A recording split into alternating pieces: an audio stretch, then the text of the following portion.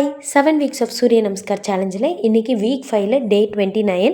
இந்த வாரம் ஃபுல்லாகவே 75 கவுண்ட்ஸ் பண்ணுறோம். கவுண்ட்ஸ் இன்க்ரீஸ் பண்ண என்னால் டோட்டலாக 75லாம் பண்ண முடியல. ஒரு 30 பண்ணிவிட்டு 5 to 10 மினிட்ஸ் பிரேக் எடுத்துகிட்டு திரும்ப 10-20 அப்படி பண்ணி தான் கம்ப்ளீட் பண்ணுறேன். ஆரம்ப கட்டத்தில் நான் பிசிஓடிங்கிற வார்த்தை கேட்டாலே ரொம்ப பயங்கரமான வார்த்தை மாதிரி நினச்சி கவலைப்பட்டுக்கிட்டு இருப்பேன். பிசிஓடியை டோட்டலாக கியூர் பண்ண முடியாது, ஆனால் அதுக்கான சிம்டம்ஸை கண்ட்ரோல் பண்ணி ப்ரெக்னென்சி ட்ரை பண்ணலான்னு சொல்கிறதுக்கு ரீசன் என்னென்னா, பிசிஓடி வரக்கான காரணமே ஹார்மோன் இம்பேலன்ஸ்.